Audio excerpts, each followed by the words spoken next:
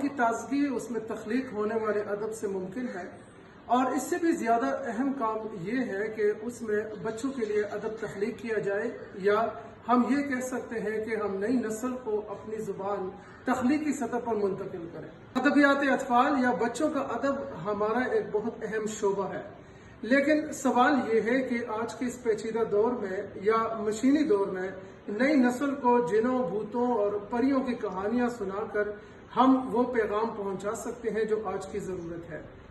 इस हवाले से इदरीस सिद्दीकी की एक किताब पानी की मौत बहुत अहम है, जिसमें उन्होंने माहौलियात के मौज़ूआत को बच्चों तक संजीदगी के साथ पहुंचाने की अहम कोशिश की है। इस किताब की एक कहानी आप मुलाहिजा करें। हाँ तो बच्चों, आज मैं आपको बड़ी ज़बरदस्त किस्म की कहानी सुनाने जा रहा हूँ। इस कहानी का नाम है पानी की मौत। जब आप कहानी सुनेंगे तो फिर उसके बाद हम इस पर बात करेंगे। आप लोग मुझे अपने अपने मशवरे देंगे और अपनी अपनी राय देंगे कि इस कहानी से हमें क्या सबक मिलता है। मेरा नाम गोपाल है। हमारा घर शहर से लगभग 5 किलोमीटर की दूरी पर है। पापा को ज्यादा भीड़ भाड़ पसंद नहीं, इसीलिए उन्होंने शहर के बाहर मकान बनवाया ताकि शहर के करीब होकर भी शोर से बच सके। हम सुबह सवेरे सैर के लिए निकल जाते, कभी हरे भरे खेतों के बीच लंबी लंबी सांसें लेते तो मुझे लगता जैसे पापा दिन भर के लिए ऑक्सीजन अपने फेफड़ों में भर लेना चाहते हैं। लेकिन मुझे उस वक्त ज्यादा मजा आता जब वो मुझे लेकर नदी के पास जाते, जहां साफ सुथरा पानी बहता देखकर मुझे बहुत अच्छा लगता। नदी की सैर इतवार या छुट्टी के दिन हो सकती थी, क्योंकि घर से नदी तक का फासला 2 किलोमीटर से कम नहीं था। मैं पापा के साथ रोजाना स्कूल जाता। छुट्टी होते ही मुझे घर पहुंचने की जल्दी होती। शुरू में चमकती दुकानें, ऊंची ऊंची इमारतें और बहुत सारे लोग देखकर शहर में अच्छा लगता, लेकिन धीरे धीरे शहर की भीड़, कारों और मोटरों के शोर से मेरी तबीयत घबराने लगी। सामान से भरे ट्रक बहुत तेज आवाज और हारन देते हुए करीब से गुजरते तो कानों में देर तक आवाजें गूंजती रहती, जिससे मुझे घबराहट होने लगती और मेरा दिल चाहता कि मैं जल्दी से घर पहुंच जाऊं। मुझे घर के आसपास की खामोशी याद आती, क्योंकि हमारे कॉलोनी में ज्यादा घर नहीं थे और उसके बाद खेतों का सिलसिला शुरू हो जाता था। करीब ही एक बहुत बड़ा बाग भी था जो शहर के किसी बड़े आदमी का है, जहां चिड़ियों की चहचहाहट बहुत अच्छी लगती।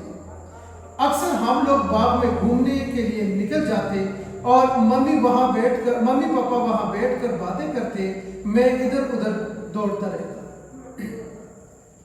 एक दिन सुबह स्कूल जाते वक्त बाग के करीब एक ट्रक में कई आदमी दिखाई दिए जो मजदूर लगते थे। शाम को स्कूल से वापसी पर देखा कि मजदूर बाग में है। पहले तो अंदाजा नहीं हुआ कि क्या काम हो रहा है, लेकिन थोड़ी देर बाद ही आवाजों से मालूम हुआ कि पेड़ काटे जा रहे हैं। पापा और मम्मी कुछ खामोश नजर आए, मगर उनमें से कोई भी पेड़ों के काटे जाने का जिक्र भी नहीं करता। वो जानबूझकर बाग या नदी की तरफ नहीं जाते और मुझे अकेले जाने की इजाजत नहीं दी। मुझे ये जानने की बेचैनी थी कि आखिर बाग में क्या हो रहा है। एक दिन पापा को आने में देर हुई। मैं उन्हें देखने के बहाने घर से बाहर आया और मौका देखकर बाग तक दौड़ लगाई। वहां जाकर देखा कि कुछ ही दिन के अंदर पूरा बाग कट चुका था और लकड़ी ट्रक में भरकर ले जाई जा रही थी। मेरा दिल उदास हो गया कि बाग नहीं रहा और चिड़ियों की चहचहाहट भी खत्म हो गई। यही सोचता हुआ बोझल कदमों से घर वापस आया, तब तक पापा आ चुके थे। पापा और मामा को बताया तो वो खामोश रहे, जैसे वो पहले से ही सब कुछ जानते हैं। अब सुबह की सैर खेतों तक ही रह गई। कभी कभी छुट्टी के दिन नदी पर जाते, थोड़ा सा खाने का सामान भी साथ में होता। पापा नदी में अपनी बंसी डालकर मछली पकड़ने बैठ जाते। जैसे ही कोई मछली फंसती, मैं डोर खींचने की जिद करता। कभी कभार तो ये देखने के लिए कि कोई मछली फंसी या नहीं, मैं डोर को खींच लेता।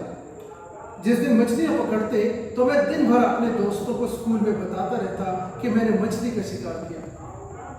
ادھر باغ کی زمین پر بہت تیزی سے عمارتیں بننے لگیں، بہت سی مشینیں کام کرتی اور پھر چار دیواری پر تار لگ گئے۔ پاپا نے بتایا کہ یہاں ایک فیکٹری بن رہی ہے۔